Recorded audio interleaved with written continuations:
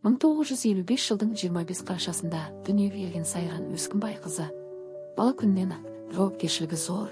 Сабақты әрқашан озат оқып, әкесінің мақтанышы болды.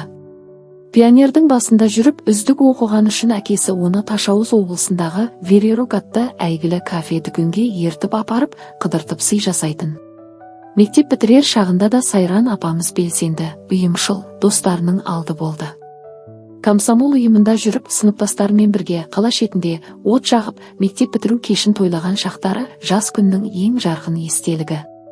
1973 жылы Ташауыз медициналық училищесіне оқуға түсіп, 2 жыл білім алды. Кейін Ленинский деген жерде 1 жыл медбике болып еңбек етіп, алғашқы тәжірибесін жинады. 1976 жылы Жаңаөзен қаласына қоныстанып, бір қалалық емханаға жұмысқа орналасты. Дәл осы жерде тағдыр жолы оны болашақ жарымен жолықтырды.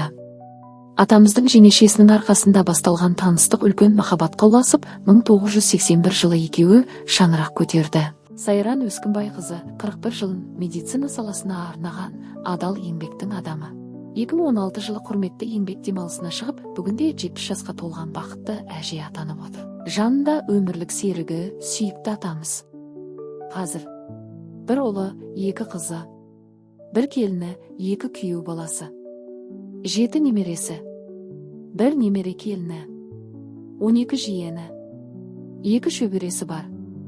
Бәрі де Сайран апасын асыл жүрегі, мейірімі, даналық үшін құрметтеп мақтанып отырады. Ол әулеттің шамшырағы, ұрпағына бағыт беретін абыз ана, бақытты әже.